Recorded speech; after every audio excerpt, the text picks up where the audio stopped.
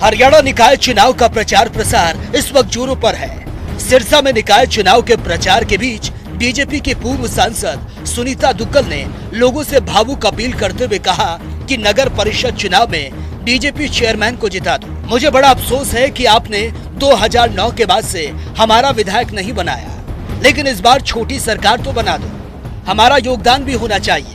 सिरसा विधानसभा seat से 1996 के बाद कभी भी बीजेपी का विधायक बना ही नहीं।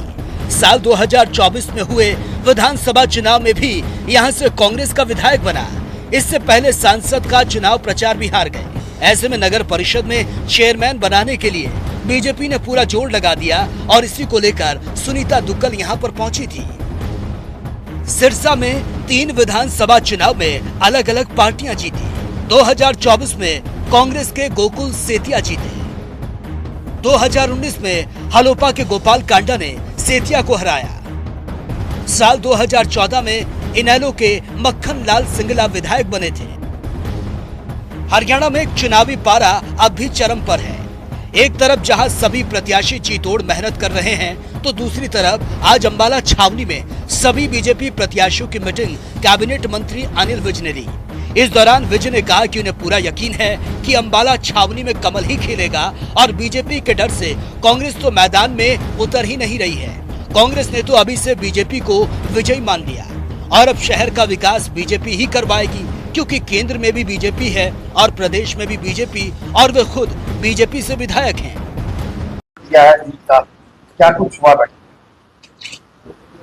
बैठक में हमारे सारे उम्मीदवार पूरी तरह से उत्साहित है और बैठक में सारे फीडबैक लेके पूरा विश्वास है कि नगर परिषद चुनाव में भाजपा सारे में स्वीप करने जा रही है। कमल का फूल के मुकाबले में कांग्रेस तो हिम्मत ही नहीं कर सकी अपनी लिस्ट जारी करने की। उन्होंने तो हमें विजयी मान ही लिया है। इक्का दुक्का इधर उधर आजाद प्रत्याशी खड़े हैं। अब शहर का विकास तो हम ही करवाएंगे। केंद्र में भारतीय जनता पार्टी की सरकार है, प्रदेश में भारतीय जनता पार्टी की सरकार है। मैं भारतीय जनता पार्टी का अंबाला छावनी से विधायक हूं और अगर एमसी भी भारतीय जनता पार्टी का होगा और नगर परिषद में भारतीय जनता पार्टी की प्रधान होंगी और नगर परिषद में मेजोरिटी भारतीय जनता पार्टी की आएगी, तो ये सारी विकास की मशीनरी एक ही मेल की गरारियां होंगी तो ये बड़ी तेजी से चलेगी। प्रभारी लगाया गया है मेयर के चुनाव, क्या लगता है मेयर के चुनाव में? देखिए, एक बात आप नोट कर लो, अनिल विज जहां अटैच हो जाता है ना, वहां विजय श्री अपने आप आती है। अंबाले शहर भी जाएंगे, वहां भी मेयर को हम भारी मतों से विजयी कराएंगे। अच्छा, तेजस्वी आएंगे, केंद्र में आएंगे तो ईवीएम को पूरी तरह से खत्म कर देंगे। ना नौमन तेल होगा, ना राधा नाचेगी। इनकी कहां से अब कोई सरकार बनाएगा? इनकी पोल तो खुल चुकी है, जनता इनकी सच्चाई को जान चुकी है। अब धोखा एक बार कोई खा सकता है, बार बार नहीं खाता। जनता बड़ी सियानी है। अब सपने लेने पे तो कोई प्रतिबंध नहीं है। विश्व की किसी भी सरकार ने सपने लेने पर आज तक टैक्स नहीं लगाया। पहले सपने लेते रहो और उसी से गुजारा करो, अपना सपनों में ही करो, सपनों में ही सरकार बनाओ, सपनों में ही अपना गुजारा करो। अंबाला प्रशासन चुनावों की तैयारी में जुटा है और मतदान केंद्रों की व्यवस्थाओं का निरीक्षण भी कर रहा है। अधिकारियों ने स्कूल में जाकर बूथों की जांच की ताकि मतदान प्रक्रिया सुचारू रूप से संपन्न की जा सके। निरीक्षण के दौरान बिजली, पानी, शौचालय, रैंप जैसी बुनियादी सुविधाओं का विशेष ख्याल रखा गया। इसके अलावा चुनाव आयोग के निर्देशों के तहत सुरक्षा व्यवस्था की भी समीक्षा की जा रही है। अधिकारियों ने यह सुनिश्चित करने के लिए जायजा लिया कि दिव्यांग मतदाताओं और वरिष्ठ नागरिकों को किसी भी प्रकार की कोई भी असुविधा न हो। प्रशासन का कहना है कि निष्पक्ष और पारदर्शी चुनाव कराने के लिए सभी आवश्यक कदम उठाए जा रहे हैं। हमारी जो भी प्रक्रिया है, जो अपने इलेक्शन कमीशन की हिदायतों के अनुसार चल रही है, कार्य प्रगति पर है। ठीक है जी, हमारा काम जो हमने अपनी टीम्स में बांटा हुआ है, ठीक है जी, प्रॉपरली काम हो रहा है कि आज ईवीएम द्वारा हमारी जो अपनी स्ट्रॉन्ग रूम में चली जाएंगी, उसके बारे में पॉलिटिकल पार्टी द्वारा को सबको हिदायत दे दी गई है। जो हमारे मिनिमम फैसिलिटीज होती हैं वो हमने सारी वहाँ पे पूरी कर दी हुई हैं, जैसे कि शौचालय हो गया, पानी वगैरह, रैंप वगैरह हो गया, लाइटिंग हो गई, वो सारा हमने इंतजाम वगैरह प्रॉपरली, बल्कि हमारे उच्च अधिकारियों द्वारा भी निरीक्षण कर लिया गया है, उसमें कोई कमी नहीं है। और भी जो कोई कमी नजर आ रही है उसे भी हम दुरुस्त करवा रहे हैं। मेन ये है कि हम पारदर्शिता से अपने जो हैं सदस्य और अध्यक्ष जी को चुन सकें। वहीं स्कूल प्राचार्य ने कहा कि प्रशासन और चुनाव अधिकारियों के दिशा निर्देश अनुसार चुनाव संबंधित तैयारियां सुचारू रूप से चल रही हैं। मतदान केंद्रों पर सुविधाओं की जांच टीम द्वारा की जा रही है। जो भी सुधार आवश्यक है उन्हें प्राथमिकता के आधार पर पूरा किया जा रहा है। स्कूल परिसर में मतदान केंद्र बनाए जाने के चलते आवश्यक व्यवस्थाएं भी सुनिश्चित की जा रही हैं, जिसमें बिजली, पानी, साफ सफाई और सुरक्षा के प्रबंध शामिल हैं। साथ ही अधिकारियों के निर्देश अनुसार मतदान कर्मियों और मतदाताओं की सुविधा को ध्यान में रखते हुए आवश्यक संसाधनों की व्यवस्था की जा रही है। प्रशासन की ओर से दिए गए दिशा निर्देशों का पालन करते हुए चुनावी कार्यवाही को सफल बनाने के लिए सभी प्रयास किए जा रहे हैं। दिव्यांग और बुजुर्ग मतदाताओं के लिए विशेष प्रबंध किए गए हैं। आज हमारे विद्यालय में चेकिंग की टीम आई और उनको हमने दिखाया कि हमारे जो व्यवस्थाएं हैं, हमारी इलेक्शन से संबंधित, नगर परिषद इलेक्शन से संबंधित जो हमारी व्यवस्थाएं हैं वो उन्होंने चेक की। हमारे बाथरूम, टॉयलेट, पानी की टंकी, जो भी फर्नीचर, ये सब चेक किया गया। जो दिशा निर्देश है इलेक्शन डिपार्टमेंट की तरफ से, उसके अनुसार हमने जो फ्लैक्स लगवाए हैं, मेन गेट पे भी लगवाए हैं और अंदर भी लगवा दिए हैं, जिससे किसी भी मतदाता को कोई असुविधा ना हो, जिससे बाहर से ही पता लग जाए कि बूथ नंबर 149, 150, 151 हमारे राजकीय वरिष्ठ माध्यमिक विद्यालय मेन ब्रांच रेलवे रोड में बने हुए हैं 3 केंद्र, और इनके ऊपर जो भी मतदाता अपना मत का अधिकार का अपना प्रयोग करेंगे वो आसानी से इसको ढूंढ सकें। केंद्र का हमने बाहर स्कूल के गेट के बाहर जो है फ्लैक्स लगवा दिए हैं, चिपका दिए हैं और अंदर भी लगवा दिए हैं, जिससे कि किसी भी मतदाता को सुविधा ना हो। इसके अलावा जिला निर्वाचन अधिकारी की तरफ से जो भी दिशा निर्देश समय समय पर हमारे को प्राप्त होते हैं, उसके अनुसार हम वो कार्य करते हैं। हमारे विद्यालय के अंदर जो है दिव्यांग मतदाता के लिए रैंप की व्यवस्था है। जैसे ही कोई भी मतदाता, ऐसा मतदाता आएगा, उसकी पूरी सहायता की जाएगी जिससे वो अपने मत का प्रयोग कर सकें और किसी भी मतदाता को कोई असुविधा ना हो। हरियाणा राज्य निर्वाचन आयोग द्वारा नगर पालिका चुनाव के दौरान खर्च की निगरानी के लिए एओ परमजीत जाखड़ को खर्च पर्यवेक्षक नियुक्त किया गया है। खर्च पर्यवेक्षक परमजीत जाखड़ ने कहा कि नगर पालिका चुनाव में प्रधान के लिए चुनाव खर्च की सीमा 12.50 लाख रुपए तक और नगर पालिका के सदस्य के लिए चुनाव खर्च की सीमा मात्र 3 लाख रुपए निर्धारित की गई। आयोग की हिदायतों के अनुसार नगर पालिका के प्रधान और पार्षदों के प्रत्याशियों के चुनाव खर्च का मिलान किया जाएगा। इन सभी प्रत्याशियों को चुनाव खर्च के लिए अलग बैंक खाता खुलवाना होगा। चुनाव का सारा डेटा, सारा खर्च इस बैंक खाते के माध्यम से ही करना होगा। चुनाव परिणाम घोषित होने के 1 माह के अंदर सभी प्रत्याशियों को चुनाव खर्च का पूरा विवरण उपायुक्त कार्यालय में जमा करवाना होगा। इसके अलावा चुनाव को शांतिपूर्वक ढंग से संपन्न करवाने के लिए सभी तैयारियां की जा रही हैं। पहले के मुकाबले इस बार चुनाव खर्च में बढ़ोतरी भी की गई। म्युनिसिपल कमेटी के जो चुनाव है उसमें नामांकन प्रक्रिया, सिंबल अलॉटमेंट, वो सारी प्रक्रिया खत्म हो चुकी है और यहाँ पे सीनियर एचसीएस ऑफिसर और सीनियर एचपीएस ऑफिसर ऑब्जर्वर लगाए गए हैं। खुद उनके साथ ताउड़ू में हमने काउंटिंग सेंटर्स, वोटिंग सेंटर्स और उनके इंतजामात के साथ सभी विभागों की एक बैठक भी ली है और शांतिपूर्ण फ्री एंड फेयर इलेक्शन कराना हमारा ध्येय है और वो अच्छे से हम करवाएंगे।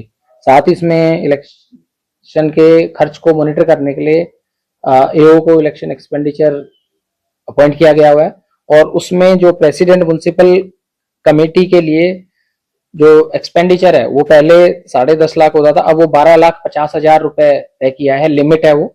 और कोई भी जो सदस्य है वार्ड का म्युनिसिपल कमेटी का उसका 2.5 लाख से बढ़ा के 3 लाख है, तो माने 12.5 लाख तक वो खर्च कर सकता है और 3 लाख तक एक वार्ड पार्षद के जो चुनाव के लिए कंटेस्ट कर रहा है वो व्यक्ति खर्च कर सकता है।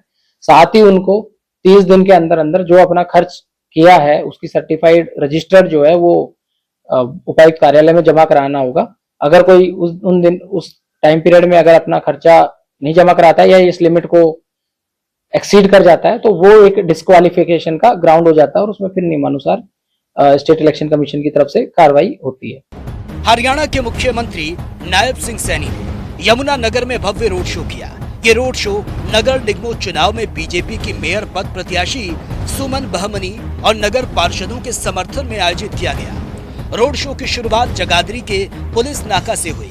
वार्ड नंबर 1 की बीजेपी उम्मीदवार रीना रानी ने मुख्यमंत्री का स्वागत किया। इसके बाद पंजाबी धर्मशाला से मुख्य रैली शुरू हुई। रैली जगाधरी के प्रमुख बाजारों से होती हुई मटका चौक और यमुनानगर के रामपुर हनुमान मंदिर तक पहुंची। नगर निगम चुनाव का बिगुल बज चुका है और पानीपत मेयर को लेकर लोगों की क्या कुछ उम्मीदें हैं, हम लोगों से बातचीत करना चाहेंगे। तो हमारे साथ महिला भी मौजूद है। जो आने वाला जो चुनाव है, अभी वोटिंग होनी है, तो किन मुद्दों को लेके आप वोट करेंगे? क्या कुछ उम्मीदें आपको है आने वाले मेयर से? मैं पहले तो पत्रकार भाइयों को धन्यवाद करना चाहती हूँ और आने वाले मुद्दों की ये बात है कि इस बीजेपी सरकार में मुद्दे तो छोड़े ही नहीं। बीजेपी सरकार ने बीजेपी सरकार जब से आई है इन्होंने बहुत काम किया है, हर गली में हर घर में मतलब बहुत काम किया है। अभी लोग कहते हैं कि हमारी नौकरी की बात रही है या फिर विकास की बात रही है, इस कोई भी चीज में कमी नहीं छोड़ी। क्योंकि सीएम साहब एक बार बोल रहे थे कि मेरा भतीजा मेरे को कहने लगा मेरे को भी कहीं लगा दो तो आप सीएम साहब हो गए। कहने लगा भाई नौकरियां तो बटने लग रही है, पर्ची और खर्ची की तो जरूरत ही नहीं होती है, नौकरी ले पढ़ो लिखो नौकरी ले। तो इस बात में तो कोई कसर ही नहीं छोड़ी। रही बात अब चुनाव की, जो हमारी कोमल सैनी चुनाव लड़ रही है मेयर का, या फिर हमारे 26 वार्ड में 26 वार्डों के अंदर इतना उत्साह है कोमल सैनी के नाम का, राम कुमार सैनी के नाम का, कि बहुत सारी वोटों से बहुत बहुमत से ये हमारी मेयर बनेगी और मेयर बन करके आपके बीच में आएगी और काम करेगी। इनमें काम करने का ढंग है, काम करने की क्षमता है। आज से नहीं, ये पहले भी 2 बार पार्षद रहे हुए हैं, तो ये काम बहुत ज्यादा करते हैं। और ये नहीं कि जिस वार्ड से रहे उन्हीं के ही, कोई भी इनके वार्ड में आकर कोई भी समस्या हुई ना, सबकी समस्या सुनी और सबके काम करे। तो जो हमारी बीजेपी पार्टी है बहुत सोच समझ के कदम उठाती है, बहुत सोच समझ के इन्हें मेयर को उतारा है। और मेयर वो चीज है कि इस काम को पूर्ण विश्वास से करके दिखाएगी और मेयर को हम बहुत सारी वोटों से बहुत अच्छे ढंग से उनको मेयर बना के लाएंगे, मेयर बना करके, और तभी आपके सामने एक वाइट और देंगे कि हमने कितनी वोटों से इनको मेयर बनाया। 26 के 26 वार्डों के अंदर पूरा उत्साह है। कोमल सैनी का, प्रेमवती कश्यप, मेरा वार्ड तो 25 है। तो हमारे साथ और भी लोग मौजूद हैं। आने वाले मेयर से क्या कुछ उम्मीद है आप लोगों को? आने वाले मेयर नहीं है तो मेयर बन चुकी है कोमल सैनी हमारी, और इसको तो बस खाली लोगों ने समर्थन आशीर्वाद देना है। मेयर तो पहले से बन चुकी है। बात रही दूसरी, इसके टक्कर में कोई खड़ा होने की नहीं सोच रहा। इतनी अच्छी छवि, पढ़ी लिखी शिक्षित, और दूसरा लोग एक जैन है, पता नहीं क्या नाम है उसको लोग धक्का दे रहे हैं, खड़ा हो जाए, वो पीछे भाग रहा है। मतलब इसके सामने खड़ा होने की किसी की हिम्मत नहीं है। मुद्दे क्या मानते हैं शहर के? शहर के मुद्दे सबसे पहले तो भ्रष्टाचार जो निगम में था, सबसे पहली कलम से वो भ्रष्टाचार दूर होगा, या चेंज करने पड़ो या जैसे भी करने पड़ो। हमारी कोमल सैनी सीधा सीएम साहब से या जैसे भी खट्टर साहब से कह के सबसे पहले तो यहाँ के अफसर चेंज कराने जरूरी है, जो इसकी जड़ है। और दूसरी बात फिर काम के बारे में मैं कह रहा हूँ, सरकार दिल्ली में हमारी बन गई, उधर महाराष्ट्र में बन गई, पहले हरियाणा में बनी, उसके बाद हर एक जगह बन गई, तो लोग जो काम करने वाला उसी को वोट देते हैं। और भारतीय जनता पार्टी ऐसी पार्टी है और ऐसा उम्मीदवार इन्होंने दिया, ये काम तो 1001% आप लोगों के साथ मिलकर करेगी। और बात रही उम्मीदवार की, एक छोटी सी बस्ती 11 वार्ड बस्ती है, वहां से उठा के उम्मीदवार दे दिया। नहीं, एक से एक धनाढ़ लोग थे उनके सामने जो अच्छा धन बल पैसा सब कुछ खर्च कर सकते थे, उनको नहीं दी।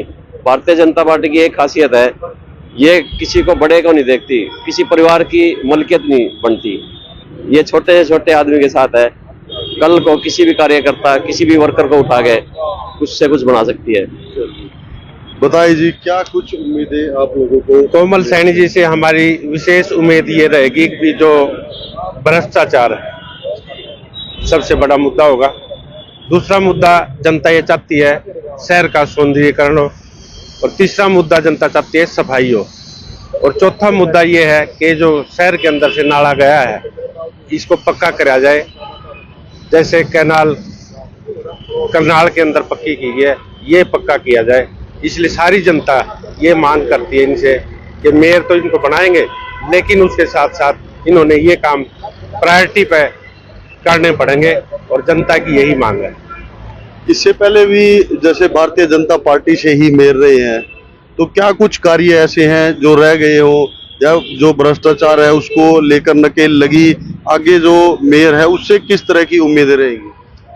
ऐसे दो मुद्दे उठते रहे शुरू से ही।